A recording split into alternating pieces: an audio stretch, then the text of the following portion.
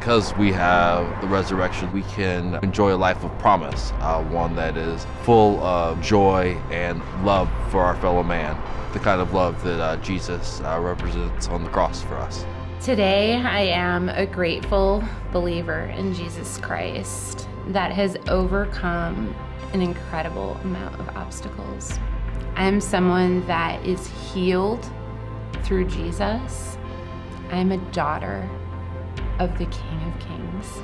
I feel blessed right now that I got this disease, and I'm gonna tell you why. It brought me closer to my God. The disease could take me in the summertime. Hey, I could be around for 30 years. I don't know, but to not have God in my life right now, it would be, I've been there, and I'm like a scared little boy, and I'm whistling past the cemetery. I don't have to whistle past the cemetery anymore because it's handled. Everything's gonna be fine, no matter what. Even though I don't understand it, it doesn't matter. I'm not supposed to understand it sometimes. Me guiaron para que siguiera a mi Dios, para que no confiara. Entonces fue ayudándome muchísimo a dejárselo todo en sus manos. Al decir, voy a estar bien, Dios está haciendo esto por algo, me puso aquí por algo. Y yo lo sentía, esa paz que hace mucho no sentía. Mi relación con Él es algo muy, muy importante para mí, lo más importante para mí. I met a lot of people through all these ways I took, and they need to know the truth. They need to find the right path, because I struggled to find it. It was a continuous work to earn my salvation, which with Jesus, I don't need to earn it, it's given to me. And that gave me peace. And I know this for sure, that Jesus is the only way to God. He's taken that pain and the angst that came out of my story, and he's used it to help minister to people in crisis who feel like they're hopeless. As I can tell them, I know what it's like to feel like things aren't going to change. I know what it's like to despair. But I can say with confidence, I'm living proof that the gospel of Jesus can transform your life in a way that you can't even see or dream. Yes, we have to care for our own hearts and our pursuit of God, and that's incredibly important, but sometimes we get stuck in that. We just got to go. We got to take the next step, right? What's God calling you to? And all of a sudden, you look back and say, wow, look at what God's done. My prayer for her is that her time spent with us would plant a seed in her that she would know Jesus. What is our faith without works? Our faith gets dormant. It gets dull. It's not alive like we believe. And now what do we do with that? Jesus talks about counting the cost.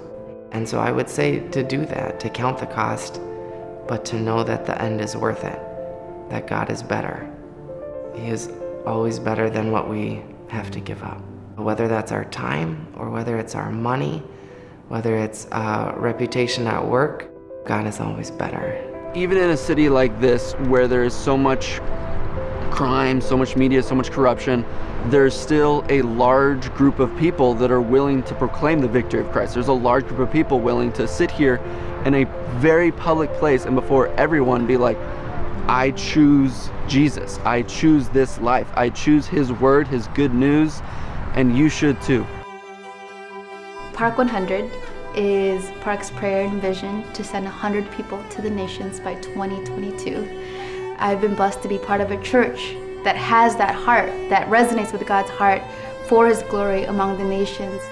I've been a part of Park's first Phase 2 community, where 18 of us moved to Rogers Park, all within walking distance, to live out cross-cultural discipleship.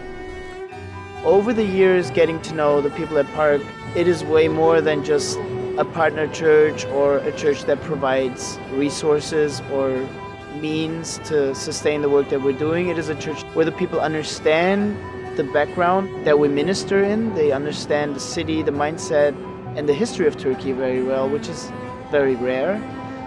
Many people is coming to the churches looking for something else. I mean, people who probably 10 years ago were the more resistant.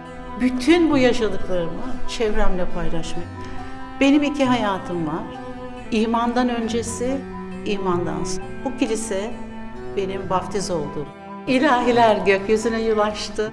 Şu an gene kalbim hakikaten. Biliyorum bütün dünya bunu tatsın.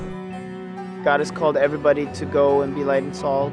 He's called everybody to join in the mission to make disciples and baptize them, teach them to keep all His commandments. So whether that be in Chicago and whether your calling is in that city or in Turkey, pray to God to lead you in the direction where He wants to have you.